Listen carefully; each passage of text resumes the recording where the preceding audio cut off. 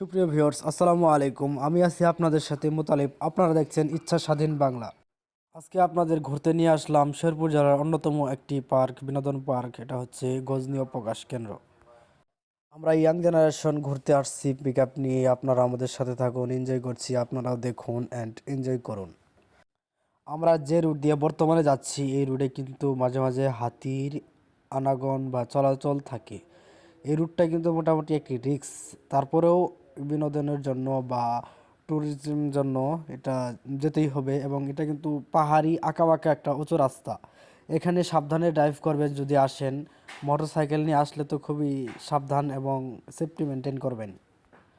আর আমি যতটুকু জানি, মোটরসাইকেল নিয়ে আসলে এখানে একটু গতিটা স্বাভাবিকভাবেই মোটরসাইকেল চালকরা বাড়িয়ে দেয়। কারণটা আসলে এক প্রকার ভালো এবং এক প্রকার খারাপ। যেমন এখানে যদি হাতির আক্রমণ হয় তাহলে কিন্তু খুবই তাড়াতাড়ি এখান থেকে পেরিয়ে যাওয়াটাই ভালো। আরেকটি হচ্ছে, এখানে যে আঁকাবাঁকা রাস্তা এবং উঁচু নিচু রাস্তা, এই রাস্তায় কিন্তু একটু রিস্ক থাকে।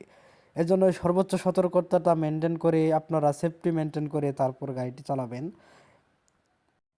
আর দেখতে দেখতেই কিন্তু আমরা চলে আসলাম গজনী অবকাশ কেন্দ্র।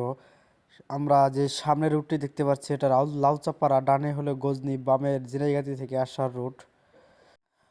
আর আমরা নালিতাবাড়ি থেকে এসেছি, আর বর্তমানে আমরা ঢুকছি গজনী অবকাশ কেন্দ্রে। আমরা সামনে একটি টোল প্লাজা দেখতে পাবো, সেখানে অবশ্যই একটি টোল নেবে ভিতরে যাওয়ার।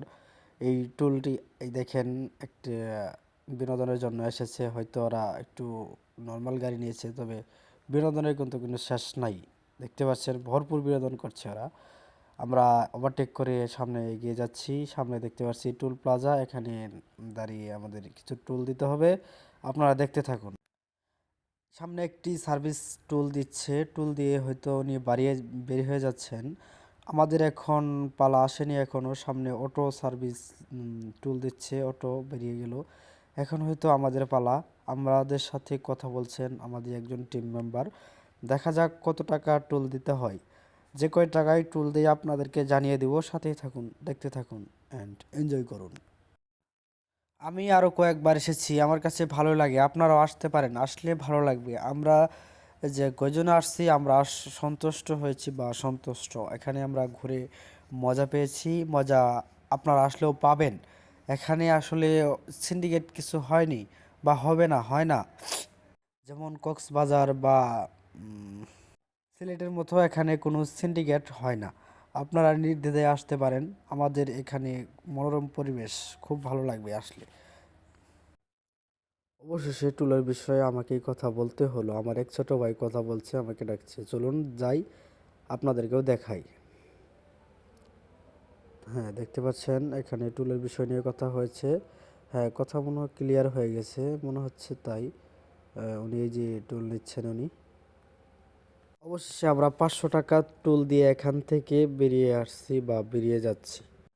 এখান থেকে কিন্তু সরাসরি এখন আমরা চলে যাব ভিতরে। ভেতরে পার্কিং জোনে গাড়ি পার্কিং করে আমরা ঘুরবো। আপনারা দেখতে থাকুন, ভালো লাগবে ইনশাল্লাহ। এই যে এটা রিসিপ্ট দেখলেন, এটা আসলে ভিতরে ঢোকার একটি রিসিপ্ট। এই যে আঁকাবাঁকা রুটে ঢুকছি, খুবই ভালো লাগছে, মনোরম পরিবেশ। আর হ্যাঁ, একটি ভালো কথা, মোটরসাইকেল বা পিক আপ দিয়ে যারা আসবেন তাদের জন্য একটি সংকেত। এখানে যে সেনাবাহিনীর ক্যাম্পগুলা করা আছে বা করা হয়েছে, ক্যাম্পগুলো একটু মানবার চেষ্টা করবেন। পিক আপ দিয়ে আসলে তো অবশ্যই বক্স নিয়ে আসবেন, তবে বক্স বন্ধ করে দিবেন। মোটরসাইকেল দিয়ে আসলে হেলমেট পরা থাকতে হবে এবং হেলমেট পরে আসবেন। সে সাথে গাড়ির গতি নিয়ন্ত্রণে আনলেই এখানে ছাড়া পেয়ে যাবেন। আর নয়তো সেনাবাহিনীর চোখে পড়লে ঝামেলায় পড়তে হবে। আর এই গজনীর বহুল আলোচিত ঝুলন্ত ব্রিজ, এখানে আসলে প্রতিজনের টিকিট নেবে 20 টাকা। আমরা টিকিটটি ঝুলন্ত ব্রিজে এসে পড়লাম। এখানে অনেক মানুষই ছবি তুলছে, ঘুরছে, মজা করছে, কেউ আবার ভয়ে কাঁপছে। আমরা দেখছি কীরকম নিচে বা কীরকম উঁচুতে আমরা রয়েছি। এখান থেকে যতটুকু পারছি দেখাবার চেষ্টা করছি। এখানে ছোটো একটা নালা বয়ে গেছে। আমরা ঘুরছি, তবে মানুষ যাতায়াত করছে, এজন্য সাইড দিতে হচ্ছে। আর অনেক মানুষই ছবি তুলছে।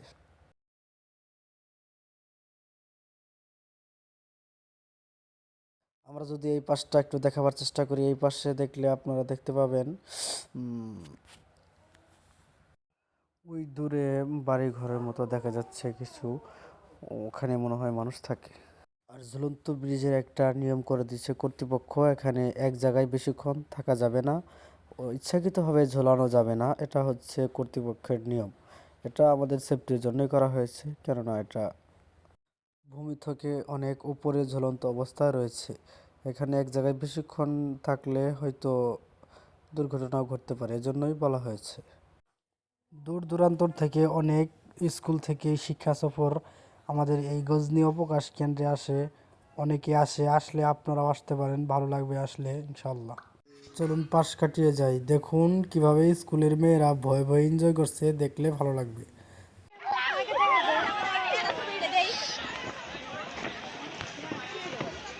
আর ঝুলন্ত ব্রিজ ঘুরতে ঘুরতে কিন্তু শেষ প্রান্তে চলে এসেছি। এখান থেকে আমাদের বেরিয়ে যেতে হবে। সামনে দেখতে পাচ্ছেন লোকটি টিকিট চেকিং করে, সাইডে আছে টিকিট মাস্টার যিনি টিকিট কাটেন। আমরা এখন বেরিয়ে চলে যাব আমাদের গন্তব্যস্থলে। সামনে আমাদের টিম মেম্বার যারা রয়েছেন তারা আছেন। আমরা এখানে আসছি, আরও অনেক কিছু আছে এনজয় করার, যেমন বক্সিং মানে ঘুষি মারা। সবই তো আপনাদের দেখালাম, কিন্তু পিক আপে কীভাবে এনজয় করছি এটা তো দেখালাম না। দেখেন পিক আপে কীভাবে এনজয় করছি। পিক আপ দিয়ে আসলে কিন্তু অভদ্র হলেও ভালো মজা লাগে, মজা হয়। শেরপুর জেলার আশপাশ জেলা থেকে আসলে পিক আপ নিয়ে আসবেন, ঘুরবেন, অনেক মজা পাবেন। পিক আপে অনেক এনজয় হয়, একটু অভদ্র টাইপের হলেও পিক আপে অনেক এনজয় হয়। আমার চেয়ে আমার ছোট ভাই ব্রাদারাই বেশি এনজয় করেছে, তবে আমি আমার মতো অনেক এনজয় করেছি, খুব ভালো লাগছে। বলছি যে নাচো, সমস্যা নাই, নাচো, এনজয় করো। ও সেই সেই মজা ভাই, সেই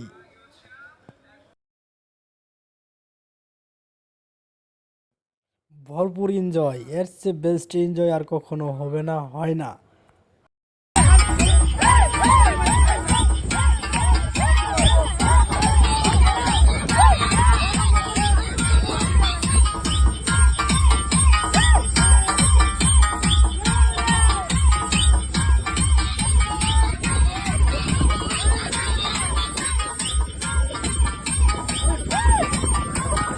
এর চেয়ে সারা বিনোদন আর হয় না। বিনোদন করতে করতে অভদ্রতা করায় রেখে গেলেন আমাদের একদিন মেম্বার। বিনোদন করতে করতে এখন আমরা চলে যাচ্ছি বাড়ির দিকে। আপনারা যারা শেরপুর গজনী অবকাশ কেন্দ্রে আসবেন, আসলে অনেক মজা হবে, ভালো লাগবে ইনশাল্লাহ, সবাই আসবেন।